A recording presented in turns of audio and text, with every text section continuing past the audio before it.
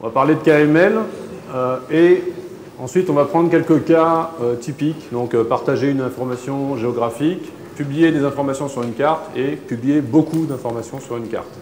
Et je finirai par la partie intéressante, donc toutes les nouveautés qu'on vous réserve. Alors, bon, la géographie en 2D avec Google, c'est Google Maps. Donc, premier site cartographique pour l'Europe, 50 pays décrits à des degrés divers. Des cartes et des images satellites. Qui n'est jamais allé sur maps.google.fr? C'est bon.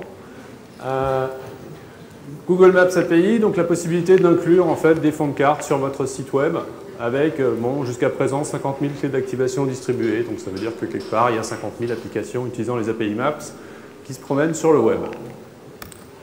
Alors, Google Earth, ça, vous connaissez aussi, 200 millions d'activations uniques, 30% des terres émergées sont visibles avec une résolution inférieure au mètre, et un humain sur deux risque d'apparaître dans Google Earth. Donc, disponible dans tout un tas de langues, j'en passe. Alors, Mes cartes. Mes cartes a été sortie récemment, c'est une fonctionnalité qui va vous permettre, en fait, de créer très rapidement votre propre carte sans coder une seule ligne. On n'a rien contre les lignes de code, mais enfin, il y a plein de gens qui n'ont pas envie de taper du JavaScript. Donc voilà, Mes cartes, c'est fait pour eux. Donc l'idée, c'est quoi? Je vais sur maps.google.fr. J'ai donné rendez-vous à des amis parce que je vais avoir une conférence à faire cet après-midi. Donc je cherche un café pour les retrouver autour de Bastille. Je trouve tout un tas d'endroits qui sont référencés dans Maps. J'en sélectionne un et une nouvelle option qui s'appelle « Enregistrer dans mes cartes ». À partir de là, qu'est-ce qui se passe? Je clique sur l'option et je crée ma propre carte avec les objets que je sélectionne. Je peux enrichir le descriptif de ces endroits avec du texte, que je peux rendre plus ou moins joli à grands coups de HTML. Et je vais pouvoir ajouter tout un tas d'informations particulières. L'endroit où se déroulera la conférence, éventuellement des trajets, et tout ça, ça va faire une carte qui m'est personnelle et que je peux soit garder en privé, parce que c'est simplement un pense-bête pour aller à mon rendez-vous, ou que je peux rendre publique, et dans ce cas-là, tout le monde la verra, et elle apparaîtra éventuellement en résultat de recherche dans Maps. Alors, justement, comment je fais pour faire circuler cette carte? À partir du moment où elle est publique, je peux envoyer effectivement l'URL qui permet d'afficher cette carte, et je peux aussi donc apparaître au bout d'un certain temps. Alors ce temps est relativement court, vous ferez le test, vous créez votre propre carte, au bout de quelques minutes, vous pouvez apparaître dans les résultats de recherche. Et là, en fait, vous faites la recherche donc, sur Maps, et vous avez le lien supplémentaire, voire le contenu créé par les utilisateurs, et c'est là que vos cartes peuvent apparaître. Alors, autre aspect intéressant, c'est que directement, on vous fournit un lien KML et donc vous cliquez dessus et ça s'ouvre de la même manière dans Google Earth avec l'aspect 3D. Et toute la peine que vous avez pris à définir les beaux logos et les belles infobules, ça va apparaître de la même manière dans Google Earth. Alors, tout ça, ça se fait grâce à quoi? Ça se fait grâce à KML. KML, c'est notre langage de description géographique, donc ça permet de définir effectivement l'ensemble des éléments qui sont affichés dans la carte personnalisée. Donc, qui lit du KML? Google Earth lit et affiche les fichiers KML. Maps.google.fr, si vous lui donnez l'URL d'un fichier KML, il va l'afficher également. De la même manière, on pourra afficher certains éléments sur Maps for Mobile. Et dernière innovation, c'est que les KML publiés vont apparaître dans des résultats de recherche. Donc dans les résultats de recherche générés par l'utilisateur. Si vous êtes sur maps.google.fr, vous faites une recherche, on peut retrouver vos KML dans les résultats de recherche et donc vous avez une audience beaucoup plus grande. Alors, en résumé, Mes cartes, c'est quoi? Les prérequis techniques, c'est maîtrise de la souris, puisqu'en fait, on n'a pas de ligne de code à taper. Vous créez un compte Google et ensuite vous pouvez créer autant de cartes que vous voulez. Et l'infrastructure nécessaire, c'est un navigateur. Alors, ça, c'est la première étape, c'est j'ai simplement un ensemble de choses à faire et je veux savoir où elle se situe sur le territoire et donc je fais ma propre carte. Après, on a tout ce qui est information géographique qu'on va vouloir partager avec le plus grand nombre. Et là, on va pouvoir passer à quelque chose d'un peu plus technique et que surtout vous allez pouvoir héberger en fait directement sur votre site. Donc là, on ne renvoie plus les gens vers My Maps ou maps.google.fr, mais c'est sur votre site que vous allez intégrer les fonds de carte avec les infos que vous voulez afficher. Alors, donc l'API Google Maps existe en deux versions. Il y a une version gratuite qui a un certain nombre de contraintes. Donc la première contrainte, c'est que tout le contenu que vous réalisez avec l'API Maps gratuite doit être visible par tout le monde. Il n'y a pas d'accès restreint au contenu de la carte. Et vous allez pouvoir afficher des points, des zones, des trajets et des informations détaillées, les fameuses infobulles, etc. Oups. Ici des gens.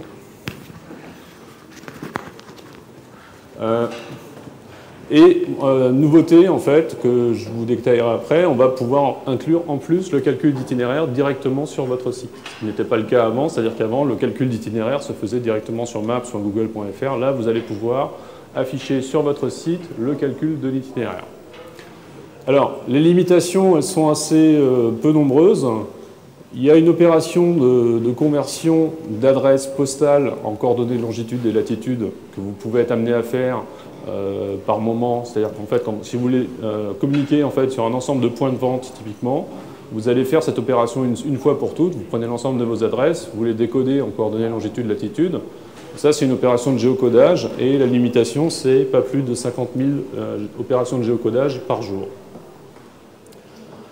Alors l'autre, c'est pas une limitation, c'est plus une recommandation. Si vous pensez avoir plus de 500 000 pages vues par jour, vous nous prévenez avant, histoire qu'on puisse prévoir le nombre de serveurs adéquats pour servir tout ça. Voilà, donc ça, c'est la version gratuite que tout le monde peut utiliser. Vous verrez dans les termes et conditions, il y a tout ça.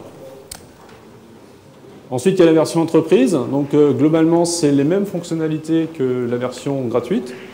La seule différence, c'est la possibilité d'utiliser des versions privées. Donc, si vous avez des données que vous ne voulez pas publier sur le web, mais garder chez vous, dans ce cas-là, c'est la version pour entreprise.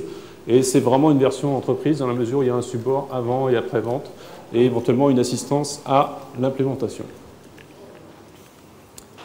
Alors, l'API Google Maps, c'est des dizaines de milliers d'applications qui utilisent les API Maps, qui utilisent donc une technologie standard, c'est du HTML et du JavaScript, et le résultat est configurable à volonté, comme on a pu le voir. Un petit aspect très intéressant, je trouve, moi, pour l'API Google Maps, c'est qu'on a vu émerger de nouveaux objets sur lesquels les gens ont réagi, et ils continuent de réagir, puisqu'en fait, avec l'API Google Maps, il y a quelque chose qu'on a pu implémenter très facilement, c'est la possibilité pour tout un chacun de tracer un itinéraire. Donc l'objet itinéraire, le chemin, le parcours, ces choses-là se matérialisent et deviennent un objet d'échange comme un autre. C'est-à-dire qu'en fait, on est au-delà du blog ou de la remarque du post dans un forum. Là, on a un objet sur lequel on peut vraiment réagir. Donc l'exemple de Nike qui permet de partager son parcours de jogging ou le scientifique qui fait son vidéoblog à bord d'un bateau. L'idée, c'est que là, on a un objet effectivement itinéraire qui devient partageable. Donc là, je trouve que ça, c'est un truc intéressant d'un point de vue purement fonctionnel. En fait. Alors, comment ça marche? Donc, c'est des technos standards, HTML, JavaScript. Donc, l'idée, c'est que ça commence par, vous avez une page HTML, standard donc, qui héberge un peu de code JavaScript, qui va gérer des affichages dans un élément HTML particulier de la page. Et donc, en fait, les appels JavaScript vont afficher tout un tas de petites images dans ce div de votre page HTML, en fait. Donc, nous, on fournit les images des satellites, les images satellites et les plans, et vous spécifiez, en fait, le contenu que vous voulez afficher, les points que vous voulez mettre en avant, etc. Alors, bon, ma première carte utilisant les API Maps, c'est très très simple. Vous allez sur l'adresse suivante, donc sur le code google.com, vous avez les API Maps. Vous vous enregistrez pour votre site. Donc, ça veut dire que vous aurez une clé de licence qui va fonctionner pour l'arborescence décrite par l'URL de votre site. Vous acceptez les termes et conditions et après vous obtenez en fait un code d'activation. Et ce code d'activation, il faudra le mettre dans chacune des pages qui afficheront la carte. Alors, la première page, elle ressemble à ça, c'est celle qui est fournie en exemple. Donc, on peut balayer rapidement comment ça fonctionne. Quand on a fini de charger la page, on appelle une fonction JavaScript quand on va aussi faire le ménage en sortant, puisqu'en fait tout ça c'est du JavaScript qui va consommer un peu de mémoire et tout ça, donc on peut avoir une fonction qui va permettre de relâcher la mémoire après usage. Cette fonction va d'abord tester effectivement si le navigateur est capable d'afficher la carte, et ensuite on va créer un objet carte qui va s'appuyer en fait sur un div particulier, et ensuite on va simplement dire centre la carte à cet endroit-là, et voilà ce que j'obtiens. Donc ça c'est le truc de base. Alors pour les gens qui sont très pressés et qui n'ont pas du tout envie de rentrer dans les arcanes de JavaScript, on a sorti un truc extrêmement pratique, c'est que les API Maps maintenant peuvent afficher un fichier KML. Donc il vous suffit en fait de donner l'URL du fichier KML. Donc si je prends ma carte personnalisée que j'ai fait tout à l'heure, je l'ouvre dans Google Earth, je récupère dans Google Earth un lien qui est le lien qu'on voit à cet endroit-là. Donc vous allez voir les propriétés de ce truc-là. Vous avez une adresse de KML et cette adresse de KML, vous la recopiez dans votre code et c'est fait. Et du coup, votre carte, elle ressemble à ça. C'est-à-dire qu'en fait, toutes les actions un peu spécifiques d'appel JavaScript, etc., peuvent être complètement ignorées pour que vous soyez satisfait des fonctionnalités de base, à savoir, j'affiche des points, des lignes, des trajets avec des infobulles détaillées. Là, vous allez être capable en fait, de dessiner tout ça avec MyMaps, de l'exporter dans Google Earth et ensuite, sur votre site, simplement de mentionner l'adresse de ce KML et le tour est joué. Alors, donc là, en fait, en résumé, qu'est-ce que ça demande? La maîtrise de la souris et du copier-coller. Il faut disposer d'un site web sur lequel on peut poser des pages, donc ça peut être un site statique, hein, et l'infrastructure nécessaire, là, on est au navigateur et un éditeur de texte. Donc là, encore une fois, très facilement, on peut créer des cartes, les afficher sur son site, et toute la valeur ajoutée, je dirais, elle n'est pas tellement dans la carte, mais dans l'information que vous fournissez sur cette carte, et c'est vous qui allez mettre cette information en contexte et la rendre riche. Il y a une chose à retenir, c'est que organiser de l'information sur une carte, c'est la seule méthode d'organisation que personne ne va contester. C'est-à-dire que si vous classez votre site dans une thématique, dans une arborescence thématique ou dans une catégorisation particulière, il y aura toujours des gens pour dire « mais c'est pas comme ça que moi je vois les choses ». Alors que là, vous organisez les choses sur une carte, vous obtenez l'unanimité puisque de toute façon c'est indéniable. Le café de la Bastille, il est place de la Bastille, il n'y a aucune raison de le montrer ailleurs. Voilà, donc ça c'était juste une parenthèse pour les gens qui s'intéressent à l'aspect fonctionnel des choses. Une carte est vraiment un objet très intéressant pour organiser l'information. Alors, on va prendre un cas plus ou moins générique. Supposons que vous disposez d'une base de brèves ou d'informations et que vous voulez publier en fait ces informations en les positionnant sur une carte parce que justement l'information s'organise très bien sur une carte. Donc l'idée c'est d'avoir un pointeur par brève et une infobulle par brève et tout ça servi par les brèves qui sont dans votre base de données. Donc à partir de là, qu'est-ce qu'il faut faire? En fait, il faut suivre plusieurs étapes. La première, ça va être effectivement d'avoir des coordonnées pour chacune de ces brèves. Donc ça va être récupérer des coordonnées longitude et latitude pour savoir où afficher les points d'intérêt sur la carte. Ensuite, il va falloir afficher les points, donc choisir effectivement l'aspect de ce point et voir comment l'afficher. Et finalement, pour chacun des points, définir ce que vous allez mettre dans la fameuse infobulle. Donc ça, on va dire, c'est l'application minimaliste, c'est celle qui, c'est le premier usage en fait, c'est My First Map, version un peu codée quand même. Donc c'est vraiment ces étapes-là qu'on va voir tout de suite après en fait. Alors, les coordonnées. Donc ça, c'est la partie, on va dire, la plus sensible, puisqu'en fait, les API Maps, on va pouvoir positionner des points en donnant des coordonnées longitude et latitude. En général, les points d'intérêt que vous avez plutôt des adresses postales, donc on a effectivement une méthode qui s'appelle gclient geocoder, qui va vous permettre en fait de décoder des adresses. Donc en fait, le décodage des adresses n'est pas disponible dans tous les pays, mais vous avez là la liste des pays où c'est disponible. Donc comment ça fonctionne? Simplement, en fait, dans le code JavaScript, vous allez créer un client géocodeur et ensuite vous allez appeler une fonction de géocodage qui, à partir d'une adresse postale, va tenter de résoudre ça et de vous retourner en fait des coordonnées longitude et latitude. Alors c'est un appel asynchrone, du coup il vous suffit en fait de définir une fonction qui sera appelée lorsque le géocodage sera fini. Alors, On a aussi une autre fonction qui est plus intéressante dans la mesure où elle vous permet de connaître en fait le niveau de fiabilité qu'on estime pour les coordonnées en fonction de l'adresse. C'est-à-dire qu'en fait, du style, on a reconnu la ville, donc on va vous dire, ben là j'ai bien reconnu, mais je pense que c'est exact simplement au niveau de la ville. Donc en fait, les codes de retour sont sur le web, on les voit là, donc on est effectivement, on est à la sous-région, la ville, le code postal, etc. Donc ça va vous donner en fait un indicateur sur la qualité du géocodage réalisé. Et à partir de là, vous allez pouvoir mettre en œuvre éventuellement des stratégies de repli. C'est-à-dire qu'en fait, bah, si j'ai juste une information au niveau du pays, je vais peut-être demander plus de précision à l'internaute, ou des choses comme ça. Oups, pardon. Alors, j'avais un exemple d'interface. Alors, vous en avez sans doute des mieux de votre côté. Moi, j'essaie de faire des choses rapidement. Donc, c'est pas toujours très joli.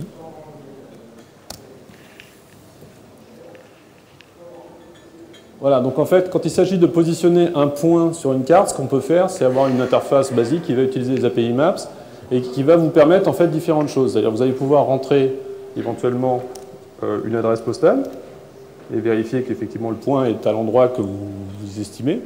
Si jamais il se trouve que l'entrée elle n'est pas de ce côté-là de la voie rapide, mais de l'autre côté, vous pouvez déplacer en fait le point et stocker ça. Donc en fait, ça c'est le type d'ajustement que vous pouvez prévoir en back-office pour préparer la publication de ces fameuses brèves géolocalisées.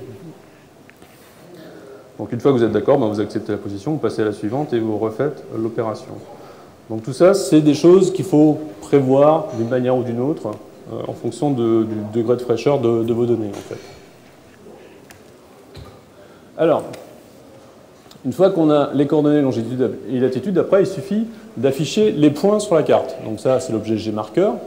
Donc le code est relativement simple, on va créer un point aux coordonnées longitude et latitude qu'on a définies, et ensuite on va ajouter sur cette carte en fait un marqueur qui va se centrer sur ce point. Alors le marqueur par défaut, vous le connaissez tous, hein, c'est ce petit point-là. Après vous avez pu voir dans Maps, dans mes cartes, qu'on peut changer effectivement tout un tas de choses. Alors là je suis sur le... voilà. Oups.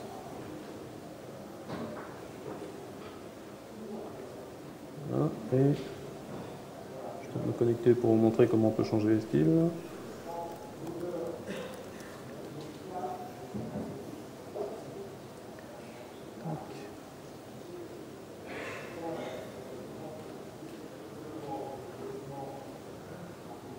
Donc là, on peut effectivement changer les icônes, mais on peut aller beaucoup plus loin en fait dans les interactions à partir du moment où on les code. Et donc, on a tout un tas de méthodes intéressantes. On va pouvoir définir, par exemple, l'image qu'on va utiliser pour l'ombre de cette petite icône. On va pouvoir utiliser des paramètres pour définir la taille de l'ombre, et les points d'ancrage de l'infobulle sur la carte et les points d'ancrage de l'infobulle par rapport au marqueur. Donc, pour les gens qui veulent vraiment faire des choses très fouillées, je pense qu'il y a vraiment de quoi s'amuser. Les gens qui ont fait des API Maps, est-ce que vous avez rencontré des limitations en termes de définition des icônes? Oui, non? Bon, je pense que c'est un oui.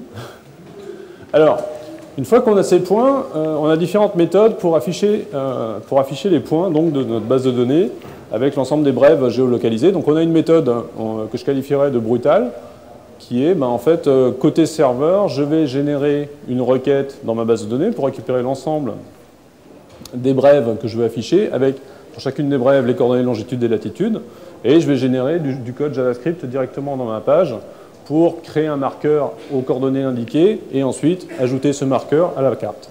Donc là, on est dans ce que je fais d'habitude, c'est-à-dire des choses très massives et sans beaucoup d'élégance, mais qui ont le mérite d'avancer assez rapidement. Après, on a des choses quand même un peu plus subtiles, on va dire. Donc là, en fait, l'idée, c'est que vous chargez la page HTML d'abord, et ensuite, vous avez des méthodes qui vont vous permettre de récupérer en fait, des flux sur un serveur, et une fois que vous aurez fini de télécharger ce flux, d'appeler une fonction qui, elle, va afficher les différents points sur la carte. Donc là, il y a différentes méthodes. On peut appeler effectivement gdownload URL ou directement envoyer des requêtes XML. Ou manipuler en fait tout ça sous forme structurée. Donc dans les deux cas, en fait, ce qu'on fait avec ces fonctions-là, c'est qu'on définit donc l'adresse de la ressource qui contient les descriptifs de points et la fonction qui va traiter en fait ces descriptifs de points une fois qu'elle sera exécutée. Donc ça donne quoi? Ben, un exemple de JSON. Donc JSON, tout le monde sait ce que c'est JSON? Oui. Oui. L'idée donc c'est on a un flux de données, donc un descriptif de points avec les longitudes, latitudes, et ensuite donc on définit l'adresse de ce flux et on appelle une fonction showPlaces une fois que ce sera téléchargé. Donc cette fonction, qu'est-ce qu'elle fait? Ben, elle évalue effectivement le contenu du fichier JSON, parce que c'est ça la propriété de JSON en fait, et ensuite on va passer en revue les différents items de la structure qui a été générée et ajouter ça à la carte. Donc ça, c'est une méthode un peu plus sympathique dans la mesure où vous n'êtes pas obligé de recharger la page HTML, tout se passe en fait à la Ajaxway sans que vous en rendiez compte. Alors, une fois que vous avez les marqueurs, il vous reste à définir les infobulles. Alors les infobulles, c'est exactement le même principe. Pour chacun des marqueurs, vous allez définir un événement qui va être... en fait, on va dire que quand on clique sur le marqueur en question, on va faire une action particulière. Pour ça, on va appeler une fonction particulière. Cette fonction va éventuellement récupérer des données sur un serveur ou ailleurs et ensuite présenter les infobulles. Donc les infobulles, il y en a différents types. En gros, les distinctions, c'est avec des tables ou sans tables. C'est-à-dire qu'on va pouvoir mettre dans l'infobulle plusieurs onglets. Et ensuite, c'est dans la constitution même de l'infobulle. C'est-à-dire qu'en fait, on peut faire référence directement à un nœud de la page, donc de l'arbre DOM. C'est-à-dire qu'en fait, vous avez déjà dans votre page le descriptif qui est affiché quelque part, vous l'avez masqué, et vous allez simplement le récupérer et le coller dans la bulle. Ou alors, vous pouvez générer directement du vrai HTML que vous allez coller dans la bulle. Alors, en résumé, qu'est-ce que ça signifie? Ben, en prérequis, il faut connaître un peu JavaScript et un peu HTML. Disposer d'un site web éventuellement dynamique, et puis il faut réaliser donc 3 pages, une page qui géocode les adresses, une page qui génère des résultats de requêtes, et une page HTML avec du code JavaScript qui va charger ces résultats de requêtes et les afficher sur la page en question. Alors là, j'ai quelques questions fréquentes que j'ai sur les API Maps. Vous me direz après si vous en avez d'autres. On va déjà traiter celle-là. Donc la première, en fait, est-ce qu'on peut enlever les logos? La réponse est non, puisque en fait, ce qu'il faut voir, c'est que les données que l'on affiche dans le cadre des API Maps et dans le cadre de Google Earth ne nous appartiennent pas. C'est-à-dire qu'on a des accords d'usage dans le cadre de ces applications-là. En revanche, on n'est plus dans le cadre de la légalité si vous utilisez ces images-là ailleurs et si vous enlevez les logos dans l'API Maps. Est-ce qu'on peut changer les images de fond? Alors oui, il y a des méthodes qui vous permettent en fait de redéfinir les images de fond qu'on va afficher sur la carte. Donc ça, c'est une méthode qui s'appelle gtile layer overlay, où vous allez en fait réécrire une fonction qui, pour un code, enfin un bloc, une zone en fait de la carte, vous allez réécrire cette fonction et qui, pour cette zone-là, vous allez renvoyer vos images à vous. Et il suffit de réécrire cette fonction et du coup, vous êtes capable d'afficher effectivement un fond personnalisé, alors pas forcément sur toute la Terre, mais sur l'endroit que vous voulez décrire, sur lequel vous avez des choses un peu particulières à écrire. Donc il y a des méthodes à réécrire aussi, est-ce que c'est du PNG ou pas, et puis éventuellement on peut donner un niveau d'opacité pour avoir un rendu plus ou moins intrusif, on va dire. Alors, pour publier beaucoup d'informations sur une carte, parce qu'en général, la question qu'on a, c'est vos exemples, ça marche très bien avec une dizaine de cartes, mais moi, j'ai 2 millions de points d'intérêt, j'ai 12 000 abonnés que je veux afficher sur ma carte, comment je fais? Alors, pour ça, on a un objet qui s'appelle effectivement le marqueur manager. Donc, le marqueur manager va vous permettre, en fait, de spécifier l'ensemble des points que vous voulez afficher, mais de donner, en fait, un comportement à votre application qui va être le suivant. En fonction du niveau de zoom, vous allez afficher un ensemble de points ou un autre. Donc ça évite déjà d'avoir, si vous avez 12 000 clients à travers la France et que vous affichez la France, vous n'allez pas afficher 12 000 icônes. Vous allez pouvoir dire qu'au niveau de la France, ben, j'affiche en fait, je sais pas moi, 4 icônes, une par région ou par quartile, et du coup c'est bon. Donc ça peut être une méthode effectivement qui permet de gérer ce genre de choses. Alors je crois que j'ai l'exemple que vous devez connaître si vous êtes allé sur la doc, qui est là, voilà. Donc là, à chaque fois que je descends, je vais avoir des infos bulles qui vont apparaître en plus. C'est-à-dire qu'en fonction du niveau de zoom, je ne vais pas afficher les mêmes infos. Bon là, l'exemple n'est pas forcément très pertinent dans la mesure où il génère les icônes de manière aléatoire, mais l'idée c'est vraiment ça. C'est-à-dire qu'en fait, je peux définir un comportement qui va rendre l'abord de la carte par l'internaute plus convivial dans la mesure où il n'aura pas tous les points d'un coup. Alors, après la question qui peut se poser légitimement maintenant, c'est est-ce que je dois décrire ma carte en KML ou alors je dois continuer avec ce que j'ai fait en JavaScript? Alors, bon, déjà, pourquoi est-ce que la question se pose? C'est que KML, effectivement, on va pouvoir le voir sur Google Earth, sur Google Maps sur mobile, et surtout, KML sera indexé. C'est-à-dire qu'en fait, toutes les cartes que vous avez fait avec les API Maps et qui utilisent du JavaScript, bien évidemment, ça ne sera pas indexé. Donc, le contenu qui est à l'intérieur, sauf si vous avez eu recours à quelques astuces, en fait, ne sera pas indexé et, en fait, sur le web, vous passerez sans doute inaperçu. Donc là, l'idée, c'est que si vous publiez la même chose sous forme de KML, ça sera indexé et vous pourrez remonter dans des résultats de recherche sur des mots-clés particuliers. Donc si vous avez fait un super layer sur, je ne sais pas moi, Tom Sawyer, les gens qui taperont Tom Sawyer pourront voir effectivement votre KML. Donc là, ça devient vraiment intéressant. Alors, bien évidemment, je ne dis pas qu'il faut jeter tout votre code JavaScript, parce que JavaScript reste très utile pour les interactions complexes avec les cartes. Donc il y a des choses qu'on ne peut pas faire en KML, mais qu'on pourra toujours faire en JavaScript. Mais l'idée, c'est vraiment, si vous voulez que votre site ait un peu d'audience, enfin un peu plus d'audience avec les efforts que vous avez consentis, je vous encourage fortement à faire des KML, avec les recommandations d'usage, un KML lisible, reconnaissable, où vous apparaissez en tant qu'auteur, tant qu'à faire, qu'on comprenne que c'est vous qui l'avez fait, et où si vous pouvez en plus organiser ce KML par thématique, histoire de vraiment répondre à une problématique donnée, ça sera d'autant mieux pour vous. Alors, les nouveautés. Donc la première nouveauté, effectivement, c'est le calcul d'itinéraire. C'est-à-dire qu'en fait, vous allez être capable, effectivement, dans votre page HTML, donc vous définissez simplement deux éléments HTML, et vous allez lui demander comment je fais pour aller de Paris à Brest. Et dans ce cas-là, en fait, il va peupler le div que j'ai intitulé direction avec l'itinéraire, donc les différentes étapes, un peu comme sur maps.google.fr. Et dans la carte, il affichera effectivement l'itinéraire sur la carte.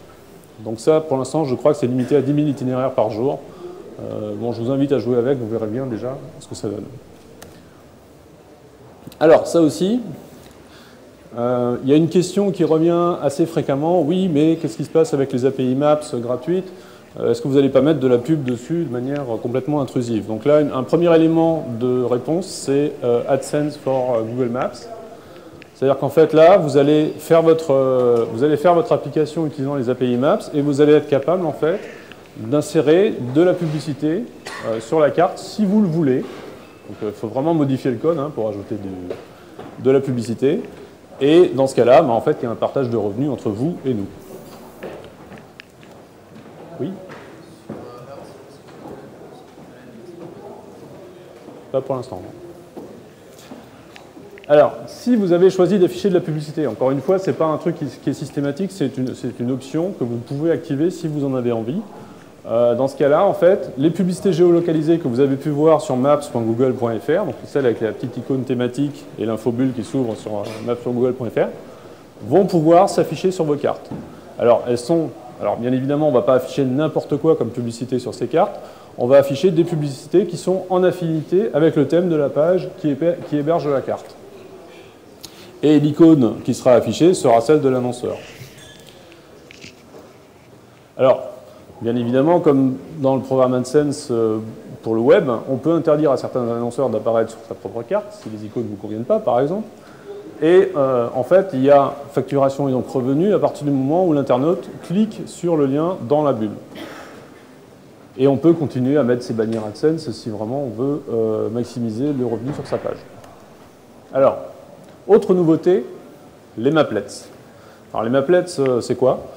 Vous connaissez tous avec Google? Ah, je vois des gens qui n'ont pas suivi. Alors, avec Google, c'était la possibilité en fait, de personnaliser sa page d'accueil Google avec les fameux gadgets.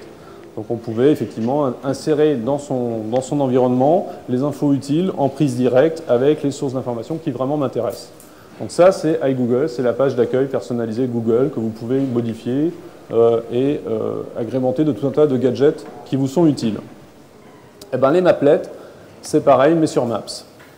Alors là, il vaut mieux que je vous fasse une démo, parce que sinon vous n'allez pas saisir exactement ce que ça représente. Donc l'idée là, c'est que je vais être capable en fait d'imprimer sur. Donc là, je suis sur maps.google.fr, j'ai mon compte et je vais être capable d'ajouter d'autres sources d'informations qui vont s'afficher elles aussi sur la carte. Donc un exemple sympathique, c'est un exemple suisse. Il y a vraiment beaucoup de bonnes idées en Suisse. Et donc là, l'idée, c'est quoi? Ben, en fait, on va donner une visualisation des temps de trajet de manière un peu différente. C'est-à-dire qu'en fait, là, vous voyez que... c'est la légende? La légende en dessous, voilà. C'est-à-dire qu'en fait, ce que ces gens-là fournissent comme données, c'est une répartition enfin, des zones en fonction du temps de transport. C'est-à-dire qu'en fait, si vous êtes dans le rouge, vous pouvez prévoir une grosse demi-heure. Si vous êtes dans le bleu, ça va, en 10 minutes, vous y serez.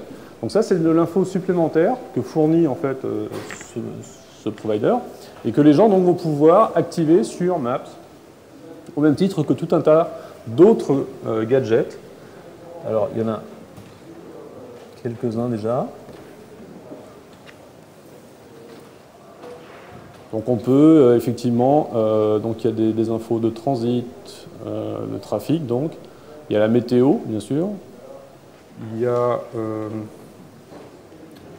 tout un tas. Non, l'idée là, c'est des gens. Si vous avez les données sur une ville, vous pouvez créer votre maplet et la publier en fait. Alors c'est sorti hier ou avant-hier. Donc pour l'instant, il y a encore peu de contenu, mais vraiment, il y a plein d'usages à trouver. Alors comment ça fonctionne? En fait, vous avez donc, votre internaute qui est face à maps.google.fr et qui va en fait donc, ajouter des modules. Donc les fameux Gmodules sont ces fameuses maplets. Et ces maplets vont dialoguer alors avec votre source de données.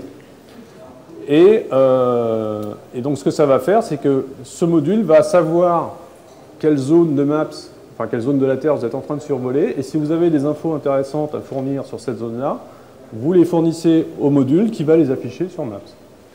Donc je ne sais pas si vous saisissez le... Je suis clair dans ce que je raconte ou pas? Oui. L'idée vraiment, c'est de rajouter des couches d'informations sur Maps et en contexte en fait. Donc là, je vais rajouter voilà, le prix des stations de service, par exemple. Le prix de l'essence, en fait, sur une carte.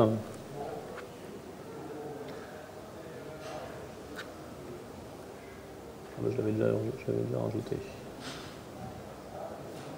Donc là, si je cherche le prix de l'essence à New York, je vais avoir les différentes propositions. Donc, encore une fois, les prix du gallon d'essence là sont pas fournis par Google. Hein. C'est donc gasbuddy.com qui a son gadget, qui va chercher de l'info chez lui et qui va l'afficher sur nos cartes. Un autre qui est intéressant et qui, alors je l'espère, je ne sais pas s'il y a quelqu'un de Météo France dans la salle, mais ce qui serait vraiment cool, c'est effectivement d'avoir des choses de ce genre-là. Ah bah, il marchait.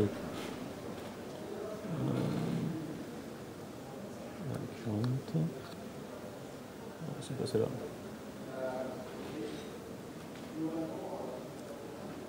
Donc l'idée là, c'est d'avoir effectivement les prévisions météo sur la carte. Alors ça a marché ce matin, voilà. Donc là, on a, bon, là c'est les degrés en Fahrenheit, mais l'idée c'est vraiment, ben, on affiche effectivement la température qu'il y aura sur la carte. Donc là, ces modules-là, ben,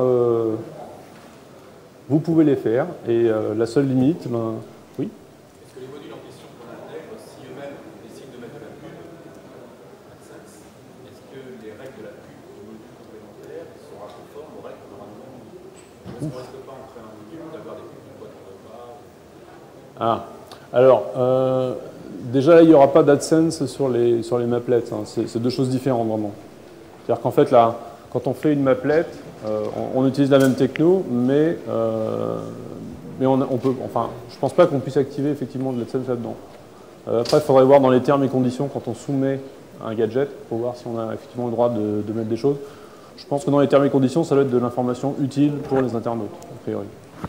L'idée est en plus de vous ramener du trafic parce que vous fournissez de l'info intéressante et que donc vous devenez crédible, plutôt que de rajouter un peu des calicots commerciaux sur Maps, quoi. Donc du coup, voilà. Si vous avez créé un mashup Maps avec les API Maps, il y a deux choses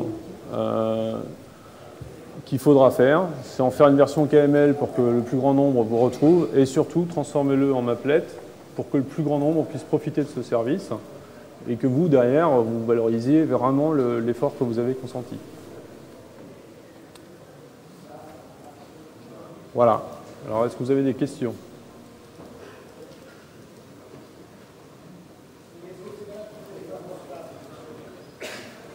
Alors, la question c'était, est-ce que c'est valable pour téléphone portable? J'ai pas encore testé. Je crois pas.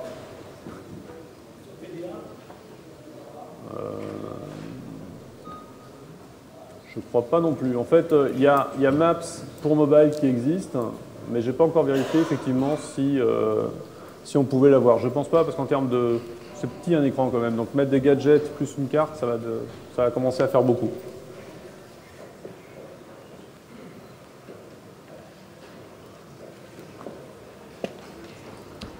Pas d'autres questions?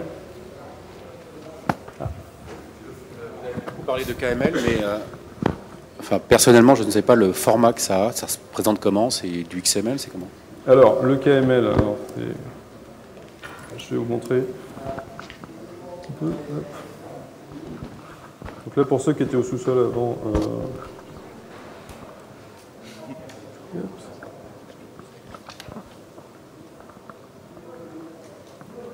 Voilà, donc en fait le KML c'est un fichier XML qui décrit l'ensemble des ressources géographiques. Donc c'est des choses qu'on peut lire dans Google Earth, donc c'est très facile à faire parce qu'on peut en fait l'écrire dans Google Earth. Donc là l'idée, voilà. Donc c'est tout ça, vous pouvez le décrire dans du KML. Et après, donc l'idée, ben, justement, c'est que ça apparaît à la fois dans Maps et dans Earth, et vous pouvez l'indexer et le retrouver par des recherches, en fait. Donc KML, vraiment, c'est du XML. C'est un format qui est sur code.google.com/KML. Et ça ressemble à ça, voilà. Donc, je ne vais pas refaire la presse d'avant, mais l'idée, c'est, voilà, on a des points d'intérêt. Donc au lieu de faire des add, gmarker, machin chose, on va décrire complètement le marqueur avec les coordonnées, le nom, le descriptif, et éventuellement du style pour définir les icônes, etc. Oui. Donc on peut, ce que je vous ai montré avec la base de bref qu'on publie sur Maps, on peut tout à fait générer directement un KML et ce sera beaucoup plus simple à faire.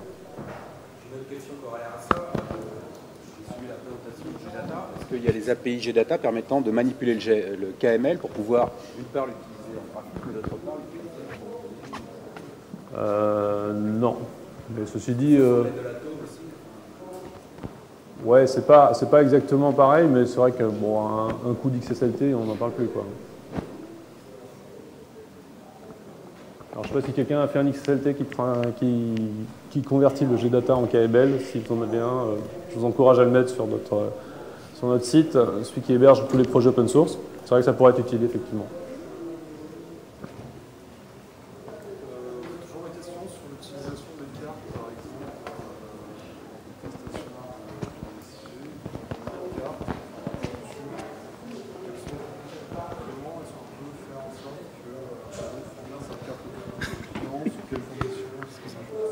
Alors, la question avait trait en fait aux conditions de fourniture de cartes dans le cadre de prestations. Donc typiquement, je fais une étude géographique sur des zones de chalandise et des choses comme ça, et ensuite je fais un beau rapport que j'imprime et que je remets au client. Je serais tenté de dire que ça c'est complètement illégal avec la version gratuite, dans la mesure où, comme je disais, on a le droit... Hein? D'accord. On a le droit d'utiliser les API Maps déjà gratuitement pour des données qui sont accessibles à tout le monde.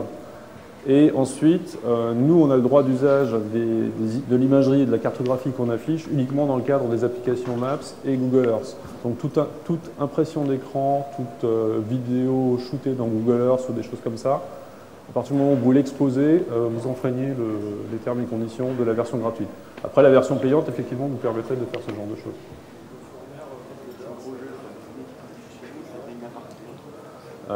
C'est... Alors, ouais, sur Google Earth, c'est un peu... le KML, vous avez le droit de refaire ce que vous voulez, après, effectivement.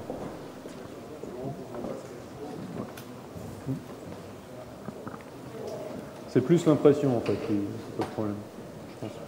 C'est surtout le fait d'imprimer des fonds de carte, et qui, là, vous appartiennent aussi.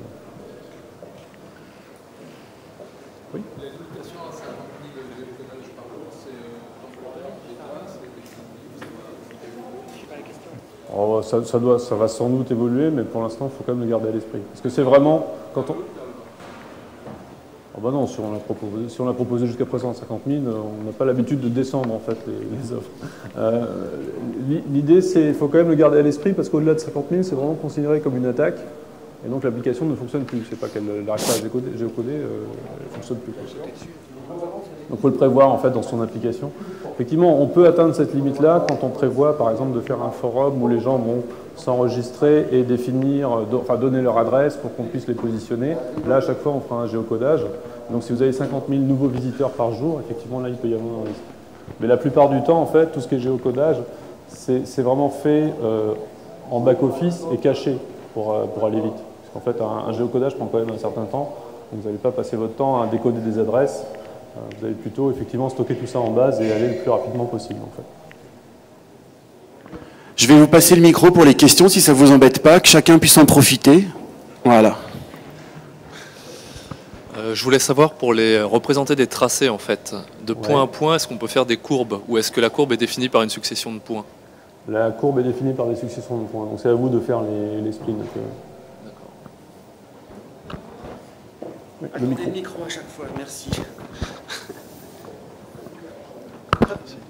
Oui, vous parliez de faire un cache sur les données géocodées, mais d'un point de vue légal, est-ce que l'utilisation justement de l'API Google pour géocoder des adresses et les enregistrer chez nous et se les mettre de côté, est-ce que c'est légal ou est-ce que c'est interdit par les conditions d'utilisation de la version gratuite? Je prends typiquement, je suis une entreprise, j'ai besoin de géocoder 40 000 sites. J'utilise Maps, je mets ça à gauche et voilà, ça y est, c'est réglé. Est-ce que j'ai le droit ou est-ce que j'ai pas le droit? C'est une très bonne question. Parce que là, vous nous le conseillez, donc moi je veux bien, hein, mais... Non, moi je vous le conseille dans un cadre très particulier. C'est effectivement, pour que votre application fonctionne, il vous faudra effectivement cacher ces coordonnées. Oui. Après, je ne vous dis pas qu'il faut effectivement géocoder jour et nuit pendant 3 semaines et ensuite mettre ça sur un site web et le publier. C'est pas très correct. Voilà. Donc je pense que... C'est un résultat qu'on obtient par les API Maps. C'est vrai que c'est un peu tangent. Moi, je serais tenté de dire que, enfin, ça c'est mon approche à moi, je ferais une utilisation raisonnée des choses en fait. Donc tant que c'est utile pour l'API Maps, ça va. Après, si c'est pour une appli complètement différente, là ça pose problème, effectivement. Oui, d'accord.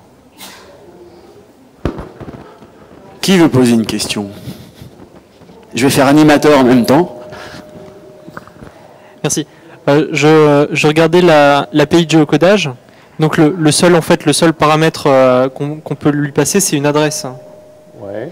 Est-ce qu'il y a moyen de donner plus de détails sur, par exemple, de donner un code de pays ou de donner des codes de département plutôt que de faire virgule le pays et virgule pour essayer d'être plus précis dans la requête de géocodage? Pour éviter qu'ils prennent un code de département pour un code d'autre chose? Voilà.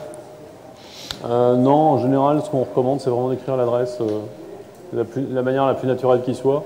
Sachant qu'après, ce qu'il fait, dans le résultat du géocodage, il va fournir une structuration et une forme normalisée de l'adresse, en fait. D'accord. Mais est-ce que ce serait pas intéressant de pouvoir justement envoyer des requêtes avec quelque chose qui ressemble à cette structuration pour... Ouais. Oui, c'est sûr, ce sera plus... Mais en général, il n'y a pas trop de soucis, quoi.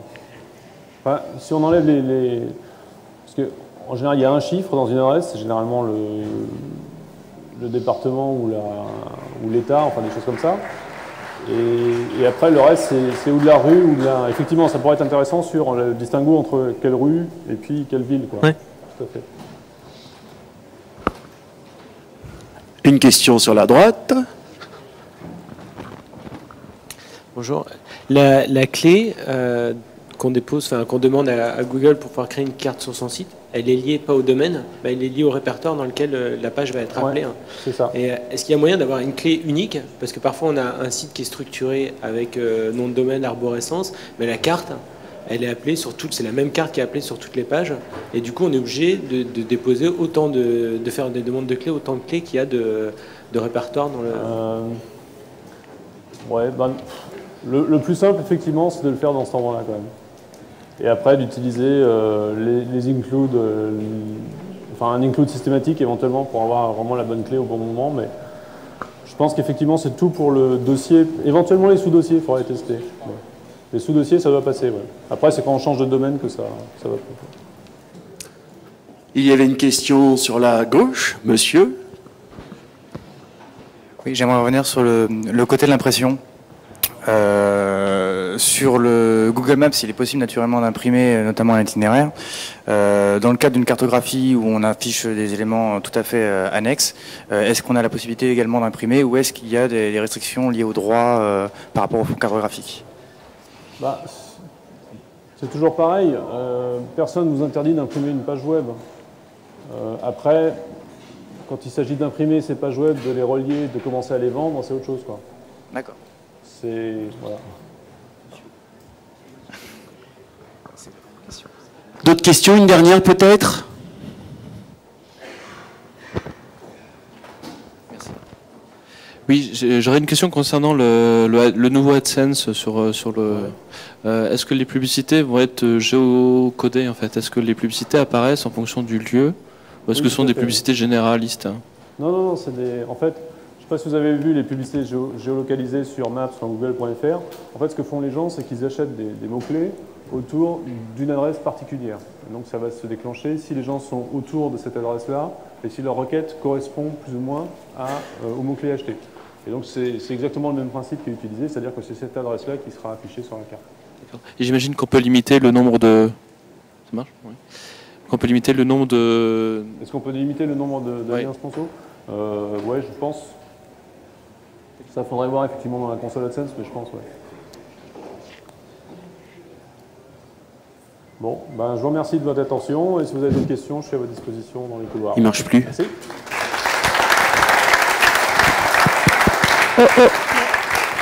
C'est un problème.